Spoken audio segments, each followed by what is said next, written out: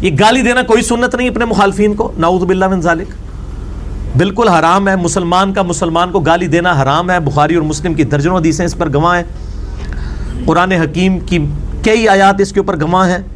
باقی یہ جو انہوں نے دلائل پکڑے ہوئے ہیں وہ بالکل اس طریقے سے نہیں ہے جیسا یہ پیش کرتے ہیں.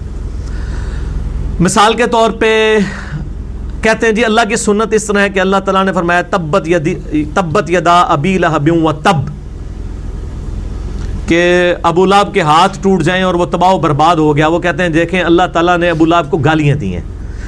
ان کو شرم بھی نہیں آتی ہے کہ یہ اپنے فرسودہ عقیدے کو ثابت کرنے کے لیے اللہ کے اوپر جھوٹ باندھ رہے ہیں. اس میں گالی کون سی ہے؟ یہ تو بددعائیہ کلمات ہیں. بددعا دینا تو نبی علیہ السلام کی سنت ہے، اور یہ جھوٹ مشہور انہوں نے کیا جی نبی نے تو کدے اپنے جڑا دشمنوں نے بھی بددعا نہیں دیتی. بالکل جھوٹ ہے. بخاری مسلم میں درجنوں حدیثیں آپ صلی اللہ علیہ وسلم نے اپنے دشمنوں پہ قنوت نازلہ پڑھ کے ان پہ لعنت فرمائی اور کہا اللہ ان کو تباہ و برباد کر دے. جھوٹ بولتے ہیں.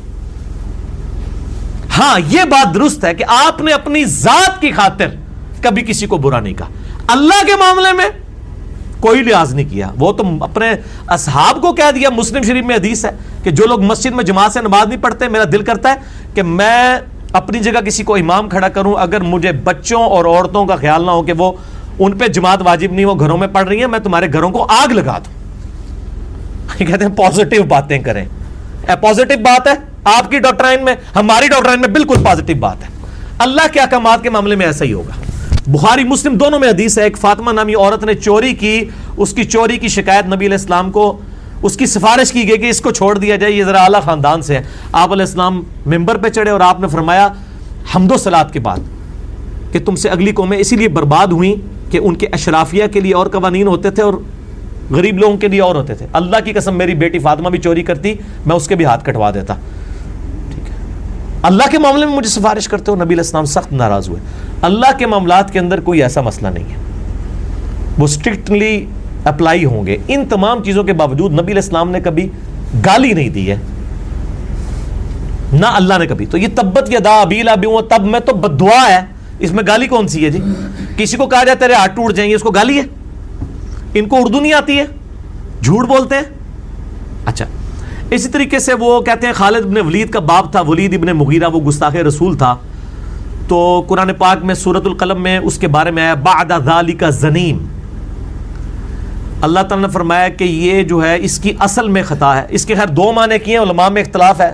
چونکہ اکثریت اس طرف ہے لہٰذا میں اس بحث میں نہیں پڑھتا کہ اس کا معنی کیا ہے. میں انہی کا معنی مان لیتا ہوں کہ اللہ تعالیٰ نے فرمایا کہ جو یہ خالد ابن ولید کا جو باپ ہے رضی اللہ تعالیٰ عنہ، وہ تو مسلمان ہو گئے تھے، ان کا باپ ولید بن مغیرہ، اس کی اصل میں خطا ہے، یعنی یہ آؤٹ آف ویڈ لاک پیدا ہوا ہے، یہ حلالی نہیں ہے. تو اس لیے آپ دیکھتے ہیں نا وہ گالیاں دے رہے ہوتے ہیں، وہ کہتا ہے نہیں گستاخ رسول تے ہوندے ہی رامی ہیں. یہ سٹیٹمنٹ ان کی غلط ہے. ان کو کہنا چاہیے کہ گستاخ رسول اگر ساڈے فرقے دا ہوئے گا تو وہ حلالی ہوئے گا، آپ کے فرقے کا ہوگا تو نہیں بھی ہوگا تو حرامی ہوگا. یہ کہیں تو اس کا مطلب ہے ان کو نہ کوئی اللہ سے دلچسپی ہے نہ نبی علیہ السلام سے. اور ضروری نہیں ہے کہ جو گستاخ رسول ہے وہ ضروری حرامی ہوگا، نعوذ باللہ من ذالک. وہ تو اللہ نے وحی کے ذریعے بتا دیا. آج کوئی کسی کے بارے میں کلیم کر سکتا ہے، بلکہ جو شخص دوسرے کو حرامی کہہ رہا ہے نا وہ بھی اپنے بارے میں کلیم نہیں وثوق سے کر سکتا کہ وہ خود بھی حلالی ہے کہ نہیں. یہ تو اللہ اپنے نبی کو غیبی خبر دے سکتا ہے، اور تو کوئی شخص کلیم نہیں کر سکتا کسی کے بارے میں کہ وہ حرامی ہے یا حلالی ہے. ان کا فرقہ چھوڑ دے تو وہ فرقہ چھوڑتے ہی حرامی ہو جاتا ہے، اسی وقت واپس آ جائے تو حلال ہونے کا سرٹیفکیٹ دے دیتے ہیں. اسی سے اندازہ لگا لیں ان کے جعلی جو دعوے ہیں وہ کس طرح چینج ہوتے ہیں. ورنہ اگر کوئی حرامی ہے وہ حلالی نہیں مان سکتا، حلالی حرامی نہیں. لیکن آپ ان کا فرقہ چھوڑیں تو آپ حرامی ہیں، آپ فرقے واپس آ جائے پھر حلالی ہو جائیں گے. ٹھیک ہے. مسئلہ نمبر 71B، انڈیا اور پاکستان کے بزرگوں کی 19 گستاخانہ عبارات کا تحقیقی جائزہ. اس میں نے جو ہے نا وہ یہ ساری چیزیں گنوائی ہیں. میں نہیں کہتا ہوں کہ گستاخ رسول ہے تو وہ حرامی ضروری ہوگا، کسی کو تعویل کی غلطی بھی لگ سکتی ہے، بہرحال گستاخی کو گستاخی کہیں گے، اس کا کوئی لحاظ نہیں کریں گے. کوئی سنت نہیں ہے جی بعد ذالک زنیم سے دلیل لینا، بالکل جعلی دلیل لے رہے ہیں. اچھا اسی طریقے سے وہ کہتے ہیں کہ جی وہ مسند احمد میں حدیث ہے، نبی علیہ السلام نے فرمایا جو اپنے جہلی نسب پہ فخر کرے اس کو کہو کہ اپنے باپ کی شرمگاہ کاٹ کے اپنے منہ میں رکھ لے. تو دیکھو نبی علیہ السلام کی سنت ہے کہ جو متکبرین ہیں ان کو گالی دی جائے. ظاہر ہے یہ تو بہت بڑی گالی ہے کہ کسی کو کہا جائے کہ اپنے باپ کی شرمگاہ کاٹ کے اس کا عضو تناسل کاٹ کے اپنے منہ میں رکھ لے، لیکن یہ حدیث ہی جعلی ہے. یہ مسند احمد کی حدیث جو ہے اس میں حسن بصری مدلس ہیں اور ان سے روایت کر رہے ہیں اور سما کی تصریح نہیں ہے. میں تو اکثر لیکچرز میں یہ کوٹ کرتا ہوں، بلکہ ویڈیو میں دکھا چکا ہوں کہ یہ روایتی بالکل کمزور ہے، نبی علیہ السلام کے اوپر جھوٹ باندھا گیا ہے. بخاری اور مسلم کی حدیث ہے، ابو سعید خدری کہتے ہیں کہ نبی علیہ السلام میں کنواری لڑکیوں سے زیادہ شرم و حیا تھی. جس میں کنواری لڑکیوں سے زیادہ شرم و حیا وہ اس طرح کی لینگویج استعمال ہی نہیں کر سکتا. پھر قرآن حکیم میں وَإِنَّكَ لَعَلَىٰ خُلُقٍ عَظِيمٍ، آپ اخلاق کے بلند ترین درجے پر ہیں. اس طرح کی ولگر گفتگو تو آپ صلی اللہ علیہ وآلہ وسلم کر ہی نہیں سکتے. اسی طریقے سے یہ کہتے ہیں کہ جی وہ صحیح بخاری میں حدیث ہے صلح حدیبیہ کے موقع پر، اور میں نے بھی لیکچر میں کئی دفعہ کوٹ کی ہے،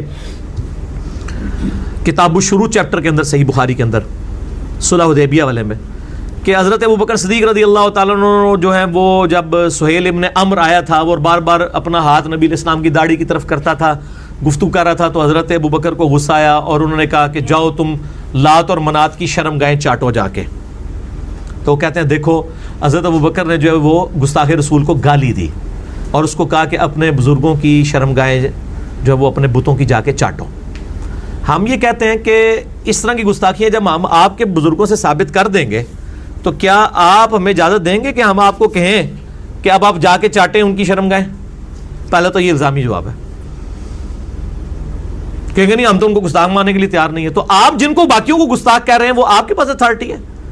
انڈیا پاکستان بنگلہ دیش کا تو ماحول یہ ہے کہ یہاں پہ کروڑوں لوگوں کا یہ عقیدہ ہے کہ اگر آپ ان کے سامنے کہہ دیں کہ نبی علیہ السلام انسان تھے ایز اے سپیشیز، مرتبے کی بات نہیں ہو رہی، سپیشیز کی، نو کی، تو کہتے ہیں آپ گستاخ رسول ہیں. اس جہل قوم کے اندر آپ لوگوں کو کہیں گے کہ گستاخ رسول کو قتل کر دو اور ہاتھ میں کلاشن کوف اٹھا کے تو اڑا دو، جس میں ہر بندہ اپنی ڈاکٹرائن میں دوسرے کو گستاخ رسول سمجھتا ہے. یہ رسک لیا جا سکتا ہے؟ ناٹ ایٹ آل.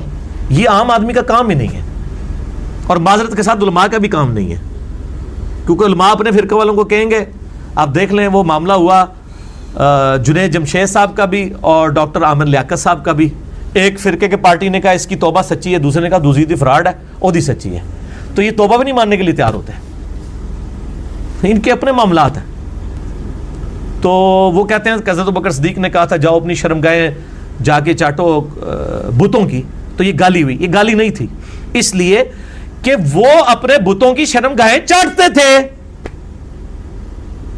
جیسے اگر ایک قبر کے پجاری انڈیا پاکستان کے کسی بندے کو میں کہوں کہ جا فلاں دربار کی مٹی کھا جڑا تیرا کام ہے، تو کھاتے ہیں. یہ گالی کہاں سے ہوئی؟ اور پنجاب میں تو آپ کو پتا ہے کہ ایک مزار بھی ہے، ہائے آسپے ہو سارے جی، وہاں پہ جناب پوری آپ سمجھیں کہ نا وہ رسیاں لٹکائی ہوئی ہیں اور اس کے اوپر جو ہے وہ نعوذ باللہ انہوں نے جو ہے وہ شرمگاہیں بنا کے لٹکائی ہوئی ہیں ہزاروں کی تعداد کے اندر. ہاں پنجاب ہمارے پاکستان میں مزار موجود ہے، اور اس کا نام بھی وہی ہے جو پنجابی میں اس کو کہا جاتا ہے نا، او علی سرکار انہوں کا نام ہی جے. ہاں تو اب جو اس پہ جا رہے ہیں اور جا کے چڑھاوے چڑھا رہے ہیں، شرمگاہوں کے چڑھاوے چڑھاتے ہیں اتنی بڑی بڑی بنا کے نا وہ، اور وہ ان کو چاٹتے بھی ہیں، سارا کچھ چاہتے ہیں. اب اس کے ماننے والے کو ہم کہیں کہ جاؤ یار تسی وہی سرکار تے جا کے چٹو، تو یہ کون سی گالی ہوگی مجھے بتائیں؟ یہ گالی ہے؟ تو حضرت ابوبکر صدیق نے کوئی گالی نہیں دی. یہ دھوکہ دینا بند کرو. پوری قوم کو بت بنایا ہوا انہوں نے. پوری دنیا میں کیا امیج جا رہا ہے اس امت کا اور اس پاکستانی قوم کا کہ چند لوگوں نے جو ہے یہاں پہ پوری قوم کو یرغمال بنایا ہوا ہے، لوگوں کے اوپر گستاخ رسول اور مشرک اور یہ فتوے لگا رہے ہیں. علماء کی تعداد آٹے میں نمک بھی نہیں ہے جنہوں نے پوری قوم کو لڑوا دیا ہوا ہے. اور یہ دلائل وہ حضرت ابوبکر صدیق کہنا جی ابوبکر دی سنت ہے. تو وہ حضرت ابوبکر نے وہ کہا جو کرتے تھے، وہ خود سے بنا کے گالی نہیں دی ہے کہ تیری فلان دی ہے تو تیری فلان دا ہے، کوئی نہیں ثابت. یہ بالکل جھوٹ بولتے ہیں. گالی دینا حرام ہے، گالی دینا کافر کو بھی گالی دینا حرام ہے. اسلام میں کوئی اس کی گنجائش نہیں ہے کہ آپ کسی کو گالیاں دینا شروع کر دیں. اور اس کے ثبوت میں نے بتایا سورۃ الانعام میں اللہ تعالیٰ نے فرمایا لوگوں کے جھوٹے معبودوں کو گالی مت دو ورنہ تمہارے سچے کو بھی وہ دیں گے. گالی نہیں دے سکتے. ہاں علمی طریقے سے غلطیاں ہائی لائٹ کر سکتے ہیں، وہ تو پورے قرآن نے کی ہوئی ہیں.